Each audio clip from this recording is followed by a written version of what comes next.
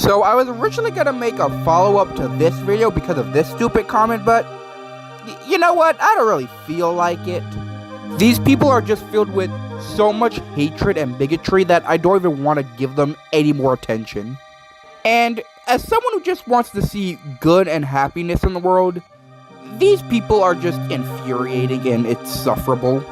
So because I don't want to talk about these people again, this video is going to be about a more important topic.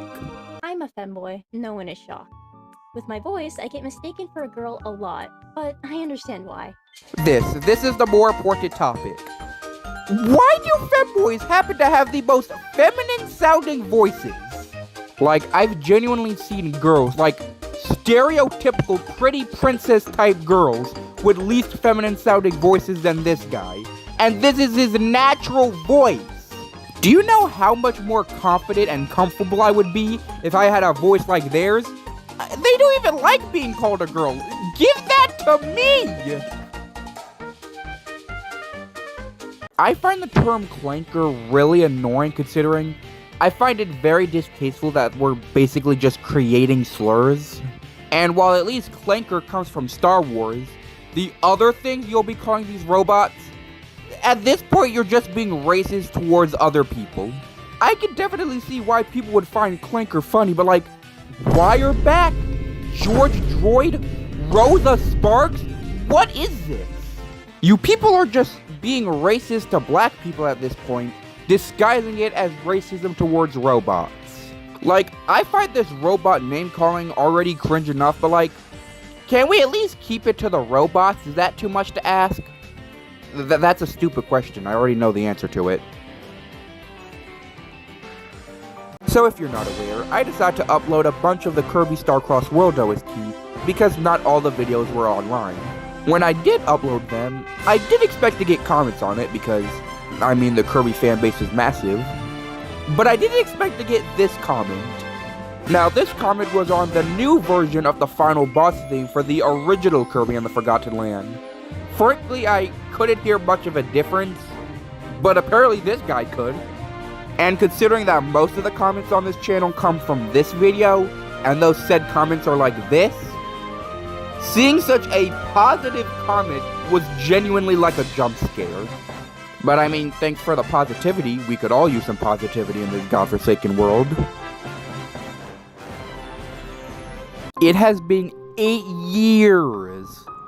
8 years since the first Hollow Knight has been released.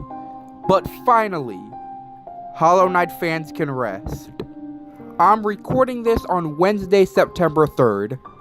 By the time you're seeing this, Hollow Knight Silksong is real. You can buy it, you can play it. This game has been a part of the This Game Is Never Releasing Club for so long, alongside Metroid Prime 4 and GTA 6. So it's insane that all of these games are now gonna be released, and this game right here is being released tomorrow. I don't have such a big connection with this game or this franchise, but just because of all the hype surrounding it, I'm willing to give it a chance. You know, after school's done, because of course they release it on the first day of school. Guys, humanity is healing. Colin the White got terminated. Now, I am aware that people genuinely enjoy his content, but me personally, I think that racism, sexism, and queerphobia should not be allowed on YouTube, nor should it be allowed on any social media platform. And even if it's a joke, even if it's rage bait, you can't just make that and expect everyone to laugh. And so Colin got hit with the banhammer, though he's trying to return. Genuinely hope that doesn't happen. But if that does happen, maybe don't put slurs in your thumbnails or in your videos. Also, another thing. The YouTuber called Call Me Invader also had to tone down his content, and most of his really offensive videos got taken down. This is good news. People may call this violation against free speech, people may call censorship a bitch. But you gotta remember, people like this are the reason why censorship exists. This video right here proves just how hurtful the internet can be. It started when I came across this video of someone coming out as transgender, which, you know, is good. Congratulations for coming out. But like, in the video, you can literally tell that he's at the brink of tears. He felt like he was lying to his viewers by not coming out earlier, which, I mean, he could have kept it a secret for as long as he needed to until he felt comfortable with it. And this video felt like he wasn't ready to come out, and he almost forced himself to do so. Now, I've talked about how I'm queer in a couple of my videos. Of course, none of you actually know what that means, and until I feel comfortable to tell you what that means, I just don't have to.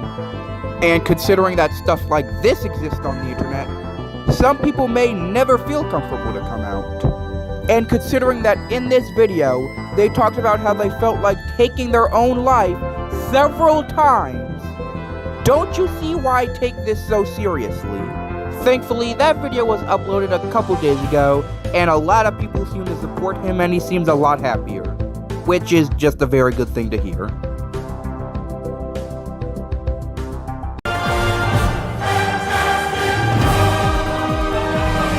So, I came across this TikToker called Cam Cop. I don't know how to pronounce their name. They're Russian or something. And, yeah, that's exactly what you think it is. So, I'm gonna explain it for people who don't know. But, for people who do know, yes, that is a girl made of white sticky stuff. Oh, God. And the fact that they got 6,069 followers. Like, how did I get this? I get some pretty unorthodox stuff, don't get me wrong, but like, how did I summon this in particular? So, Andy Pants Gaming, a grifter, made a game that quite literally demonizes the LGBTQ community and contains CP. And not just regular CP, AI-generated CP, based on his own daughter. The game is called Chad vs. Gay Nazis. Yes, that's its real name. And I guess the whole story is to try and prove that the LGBTQ community is filled with pedos, satanists, and degenerate filth. Now, I shouldn't need to explain why this is such a bad thing. I'll let this image do it instead. But of course, the most offending factor is obviously the CP. At the end of the game, Andy Pants says that he dedicates this game to his daughter. Yet he makes the daughter in the game a 10-year-old stripper. Apparently, there's even a point in the game where one of the characters says they would like to eat her goods or something. What the heck? Considering that, the fact that it's basically AI generated, and the fact that it's, well, not good, it got banned basically everywhere. And nothing of value was lost. So this isn't relevant news, but I feel like I want to talk about it anyway. Recently, I came across this 3-month-old video, and, we are already off to a terrible start. Basically, the backstory is that this Twitter user called Long Long Bunny is being forced by her father to marry her cousin, and if she doesn't, he's gonna stop supporting her financially. I shouldn't have to explain to you why both of those are bad things. If you go read the document she made, she explains how her cousin wanted to approach her sexually when she was 13 and wanted to propose to her when she was 15 to 16. Also, another fun tidbit, her father threatened to kill her. Yeah, that's fun. I'd recommend watching this video if you want to know absolutely everything. However, despite this being an incredibly bad situation, people on Twitter believe that it was all fake and she was making it up. Because it's Twitter. And you. However, thankfully, there is a good ending. She set up a Ko-fi, which is kind of like a GoFundMe to help her raise money to escape the god-awful situation she was in. And while I don't think it's up anymore, she did raise enough money. Her dad also got investigated, and if everything goes smoothly, he won't be able to enter certain countries. Ever since then, everything seems to be going smooth sailing, which I'm glad. I'm glad everything's okay. So Law by Mike has announced that he's suing Roblox. And some kids don't like that, and I'm being dead serious when I mean kids. Some people are genuinely calling this guy slurs and sending him death threats because he's holding Roblox accountable for their god-awful moderation. But like, here's the thing. I feel like the reason these people are in such a big fuss is because they think that by Law by Mike suing Roblox, Roblox is gonna get deleted. Of course, that's probably not gonna happen. If these people don't get their shit together, it might, but Roblox is not going anywhere anytime soon. So my school will be getting the dreaded Yonder Pouches. And I think this is pretty stupid, however, it's for a different reason than you might think. Because I understand teachers not wanting students to be on their phones. The problem is, our school already has something called phone homes. And they do basically the exact same thing. Basically, you put your phone in the box, the teacher locks it, when the class is over, you take it out, rinse and repeat until the end of the day. This literally fixes the main thing people worry with Yonder Pouches. Kids not being able to access their phones in an emergency. With the phone homes, all you have to do is unlock the box. Not fill it with whatever the heck you have to do with the Yonder Pouches. I think you have to scan them at somewhere. How is that easier? At the end of the day, the New York City Department of Education is just as stupid as the people they're trying to educate. Also, by the way, I'm a senior this year. Wish me luck if you want. Why do Nintendo Directs always happen on school days? By the time I'm recording this, a Nintendo Direct will be happening. And I'll be at school. And of course, yesterday just so happened to be the day we got our Yonder Pouches. God damn it. And like, the sad thing is that whenever they announce the Direct, they always say that it starts at 6 a.m. PT, which is not my time zone, and I fall for it every time. And like, here's the thing. I was actually kind of excited to go back to school. My summer was but I guess the one good thing about it is that I didn't have to miss Nintendo Directs because I had to go to school. So Pokemon fans are mad, because they always are, because Game Freak announced DLC for Pokemon Legends ZA while the game isn't even out yet. Now, I actually think the DLC looks pretty cool. It's just really hard to be a Pokemon fan when Pokemon's biggest haters are Pokemon fans themselves. Because, like, here's the thing. This isn't new. Splatoon 3 did it first. And, like, I find this so stupid, because if you asked a Pokemon fan if they thought this game was gonna get DLC before this announcement, they probably would have said yes. So why are they mad that they were right? So apparently the person who shot Charlie Kirk lived with a transgender person. And this means nothing. Like, are we dead right now? Out of anything we could have learned about this guy, anything at all, you had to tell us that his partner was transgender.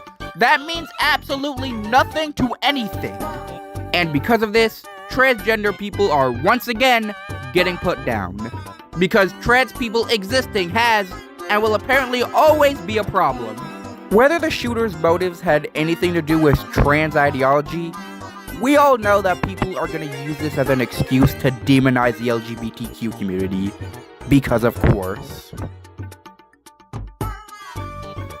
So a TikToker known as Boyfish has gotten into a bit of drama due to the accusations of him having a Gooner art style and apparently causing someone to have a seizure. Now, I'm not a doctor, so I know nothing about seizures. If you want to know more about that side of the story, I recommend watching this video. However, for the accusation of him having a Gooner art style, it's pretty funny considering all of these accusations are pretty much confessions.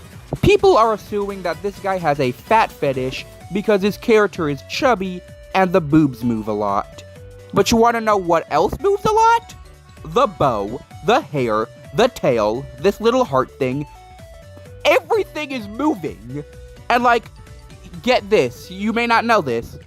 That's just how gravity works, dumbass. If you have big boobs and start jumping, obviously they're gonna move. Because gravity. Some of y'all learned this in elementary school. And like, aren't you the gooner for seeing a chubby girl character and immediately pointing your eyes towards their boobs? Cause like, get this. You only sexualize female characters, never male characters. So newsflash, you're the gooner. I really hate when people pirate stuff. And yeah, I know people are probably gonna call me a shill for saying this, but here's the thing. One of the main reasons why people are pro-piracy is that it allows people to have access to things they couldn't normally afford. And like, don't get me wrong, I understand this, some of this is hella expensive. But at the same time, when there's people who pirate because they can't afford stuff, there's also people who pirate just because they don't want to pay for stuff. And I find that incredibly scummy. Especially when it's done to smaller creators, which seemingly don't actually mind their stuff getting pirated. At the end of the day, if you have the option to pay for it, just pay for it. I swear the internet just makes every single thing cringe. Which, yeah, I know is obvious, but here's the thing. If you talk about Skibidi Toilet in 2025, you're gonna end up with your head on a spike. You can, of course, not like them, but like, a head in a toilet, that's typical YouTube stupidity. But I feel like the reason people hate it so much is because of the people who upload stuff like this and this. Things that the original creator has no control over. And like, think of Sprunky. You know that cool Incredibox mod that all the big YouTubers used to play?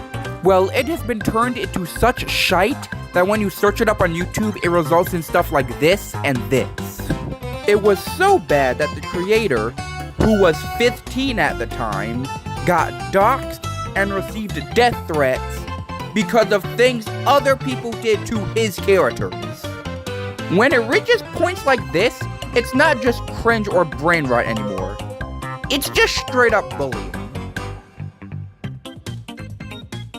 When I go to McDonald's, I don't usually get a gourmet experience, but the other day I may have just gotten my worst McDonald's experience. The first thing, and this goes for most of my McDonald's experiences, the new name I go by is always pronounced wrong. And I'm not usually the one to fuss over names, but here's the thing. It's not even like they don't call me by it, they just fail to pronounce it properly. Like, I'll give you an example. Imagine that your name is Georgia, but everyone pronounces it as Georgia. That's basically what I go through. But anyway, it all got worse when I actually decided to order something. McDonald's is doing a thing where they're giving out gold sauce with a few of their meals. One of those meals being the tenders. And I really like the tenders, so I decided to order them. I went to the kiosk to try and order them. None of the pictures showed up. Now, this usually isn't a problem because most of us can read, but here's the thing.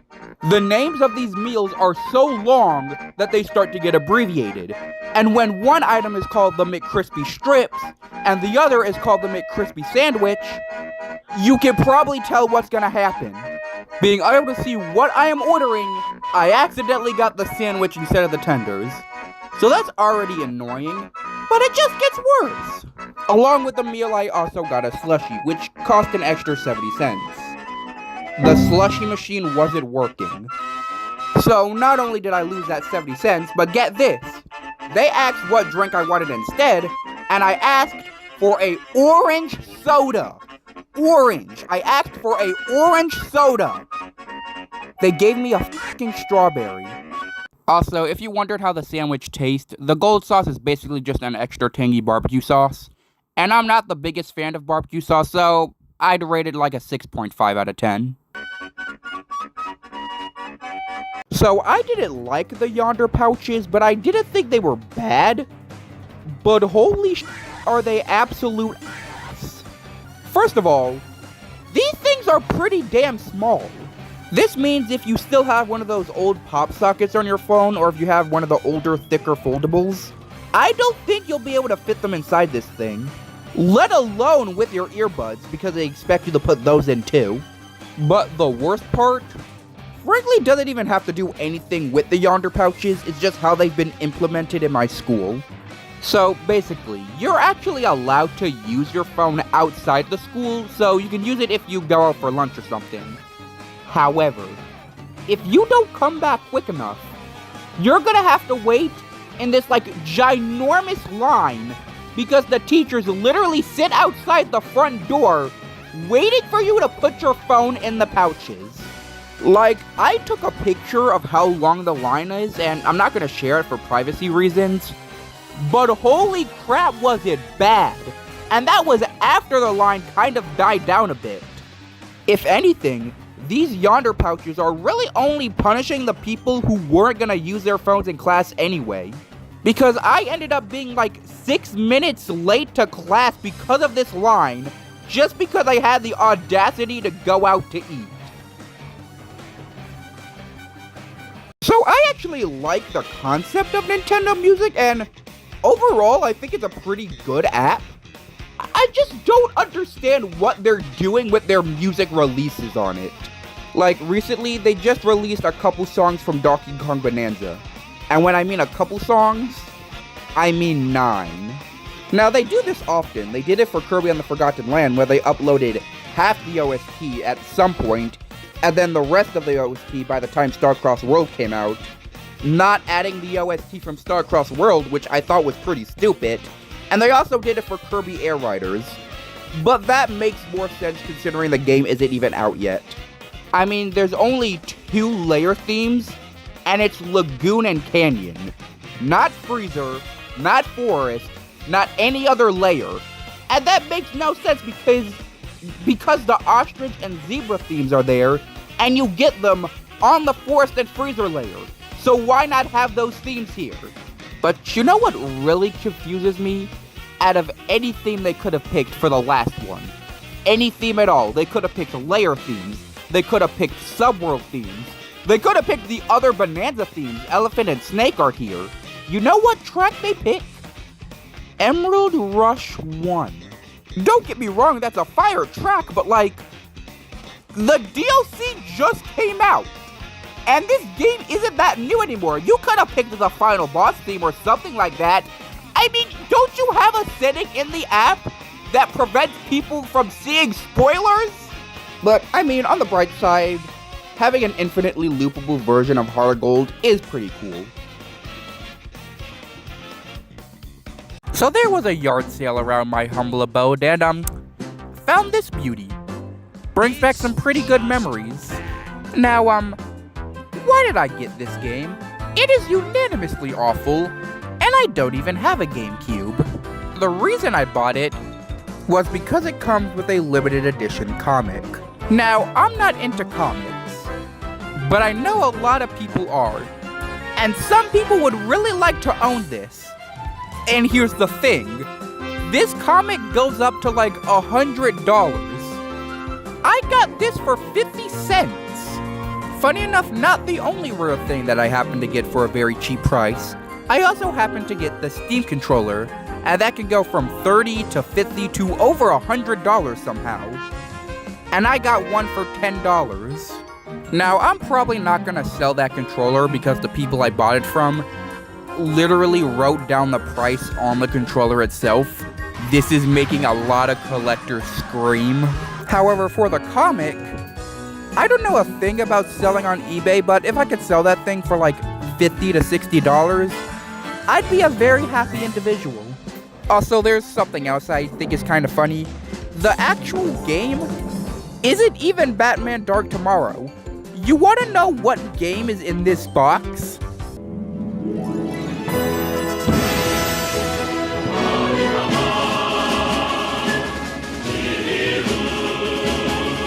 Here's something you probably didn't notice but makes me pretty uncomfortable.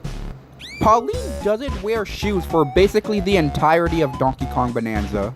Now, when you play this game normally, you're probably not going to pay attention to it.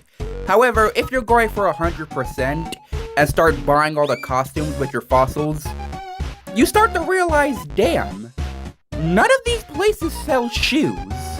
And there is only one outfit in the entire game that actually has shoes, and that's the Diva dress.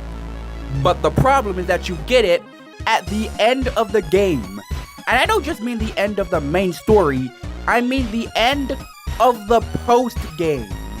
And at that point, if you're not going for 100%, you're probably gonna stop playing. Now, here's the thing. I'm sure when the people made this game, they didn't have any, fetish ideas in mind, but knowing that people do, and knowing Pauline is 14 years old in this game, scenes like this make me a bit uncomfortable, whether it had anything to do with that kind of stuff. Why do so many musical artists happen to be criminals? I mean, we had R. Kelly for S.A., Diddy for We All Know, and now David for potentially murder. And that's not even close to all of them. And when they're not killing other people, they're killing themselves with addiction. The David situation is especially insane because when you go back and listen to his old music videos, it almost seems obvious.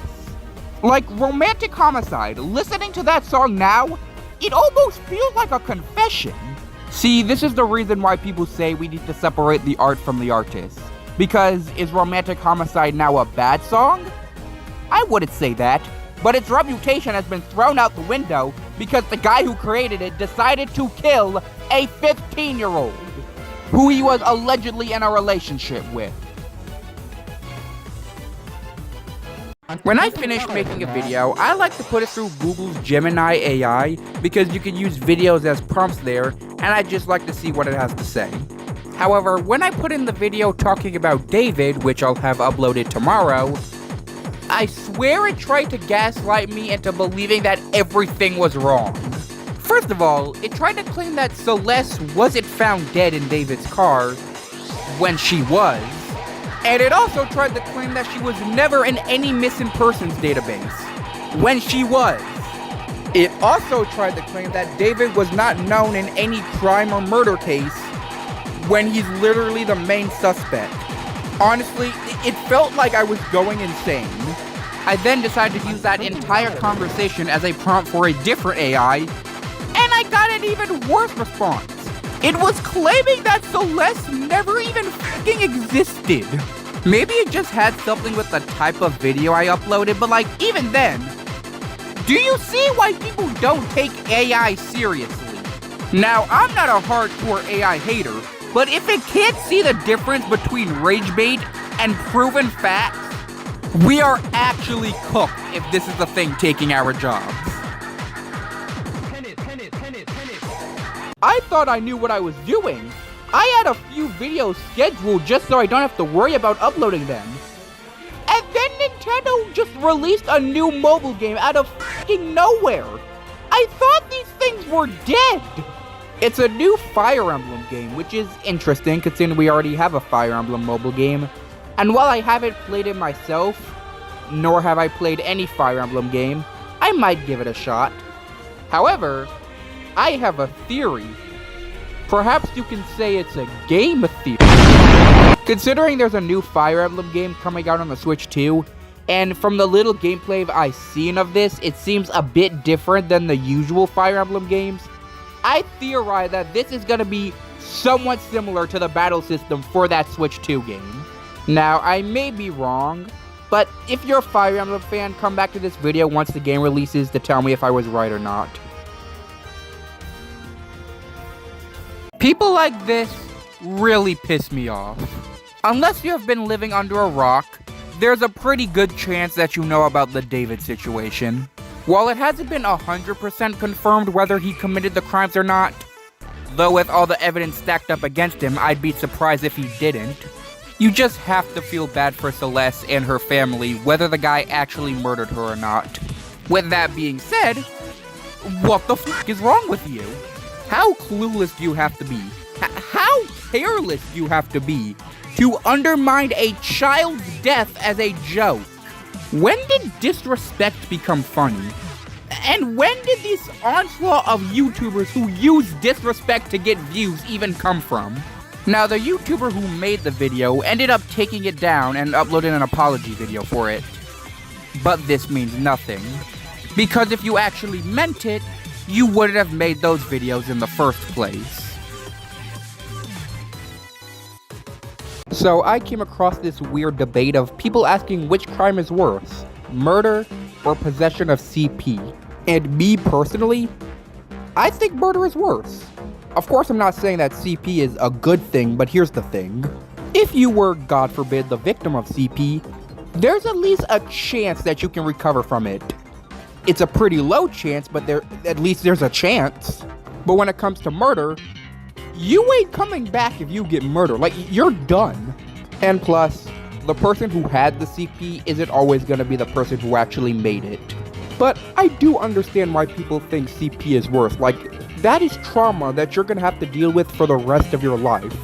You don't exactly have to deal with trauma with being murdered, cause, well, you'd be dead. This comment. I'm making a whole video on this comment. I got it on this post, which... Where did the stereotype of transgender people being pedophiles even come from? And yes, I know Ava existed, but here's the thing. Most transgender people aren't pedophiles. Most people that you will meet in your life probably won't be pedophiles. And like, I find it so incredibly infuriating when people take one event or one specific person to demonize an entire community. But I'm sorry, it just happens with everyone. I mean, look at what white people have to deal with. There is a very special place in hell for this guy when he dies. Yes, that is the final boss of Silksong, by the way. Now look, people putting spoilers in thumbnails has always been a thing, as annoying as it is. But never have I seen it done like this before. So yeah, they completely spoil the boss. They also just drop their full legal name too. But what really gets me is that they made it a fucking ad. That is unironically one of the most evil things you can do in an ad. And I know some game trailers splice bits of the final segment in their trailers, but like, this is just straight up the final boss. And like, the thing about this is that you have to pay for these ads. So either this guy was completely unaware, or he is truly just evil. I kinda dislike Silvergunner, but at the same time I find him absolutely hilarious. If you don't know who Silvergunner is, he uploads altered video game music, like the one playing now.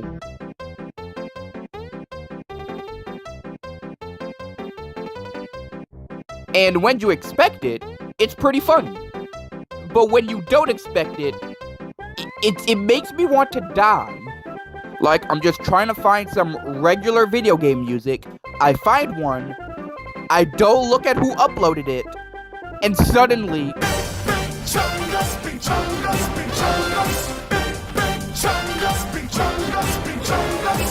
It's kind of annoying. You know, the best way I could describe it is that it's like getting rickrolled. You hate that you fell for it, but the music's still good, so you kinda don't mind. So, because I had a Switch 2, I decided that I was gonna try and mod my old Switch 1 because I could. And like, I went through the whole process and at the end actually got it modded. But then decided to get it unmodded.